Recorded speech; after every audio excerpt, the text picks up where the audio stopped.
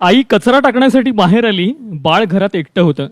जोराचा वारा आला आणि दरवाजा लॉक करून गेला. आता करायचं काय? आईला काहीच सुचत नव्हतं.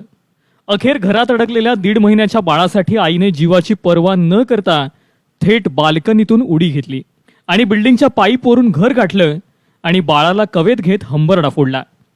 ही घटना घडली आहे नाशिकमध्ये. हे धाडस करणाऱ्या माऊलीचं नाव आहे तृप्ती जगदाळे सोनार.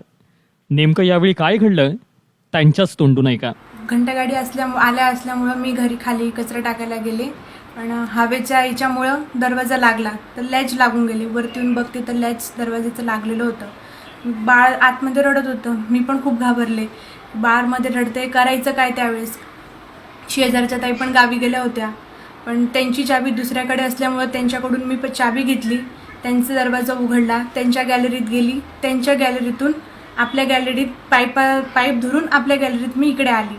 गॅलरीचा दरवाजा उघडा होता. घरात आली, बाळाला बघितलं. बाळ रडत होतं. त्याला पहिले जवळ घेतलं, त्याला अंगाशी लावलं.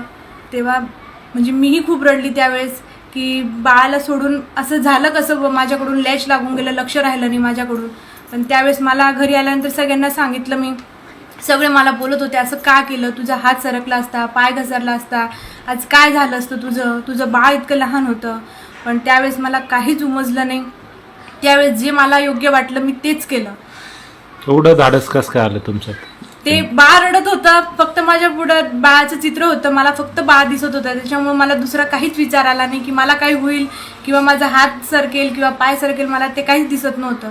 फक्त मला माझं बाळ दिसत होतं. घरात आली, बाळाला घेतलं, तेव्हा मला बरं वाटलं की बाळ व्यवस्थित आहे माझं. नाही, जेव्हा घटना झाली तेव्हा घरात कोण कोण होतं? तुम्ही एकटे, तुम्ही आणि बाळच होतं? मी आणि बाळच होते. आई आणि हे साखरपुडा असल्यामुळे शिरपूरला गेले होते. ऊन असल्यामुळे मी काही गेली नाही साखरपुड्यात. ते आणि आई दोघीच गेले होते आणि मी आणि बाळ घरात एकटे होते. घंटागाडी आली म्हणून मी खाली गेले, तर ते हवेच्या प्रेशरने लॅच लागून गेलं दरवाजेचं. तुमच्या या धाडसाचं कसं कौतुक होतंय आता? खूप जास्त प्रमाणात कौतुक करताय सगळे. म्हणजे पहिले खूप रागवले की तू असं नव्हतं करायला पाहिजे, कोणाला बोलवलं असतं किंवा कोणाला सांगितलं असतं. पण त्यावेळेस तसं काही डोक्यात आलंच नाही. फक्त बाळ दिसत होता. ती एकटी होती घरी, बाळ एकटं. खरं तर आम्ही तिला घेऊन जाणार नव्हतो, म्हणजे घेऊन जाणार होतो सोबत, पण ऊन खूप असल्या कारणाने धुळे जिल्ह्यात सगळेच घाबरले होते. जे होतं ते एकदम अवघडच होतं. कंडिशन ते असं तोंडी सांगण्यापेक्षा त्यावेळी जे घडलं ते आम्ही तोंडी नाही सांगू शकत. म्हणजे आमच्या मनावर बितून गेलं, त्याच्यावर विस्तार नाही करू शकत. नाव आपलं? स्वप्नील जगदाळे. देश विदेशातील प्रत्येक घडामोडींचे लाईव्ह अपडेट मिळवण्यासाठी आता साम टीव्हीच्या सर्व सोशल मीडिया प्लॅटफॉर्मला लाईक, फॉलो आणि सबस्क्राईब करा. तसंच सर्व नोटिफिकेशनसाठी बेल आयकॉन प्रेस करायला विसरू नका.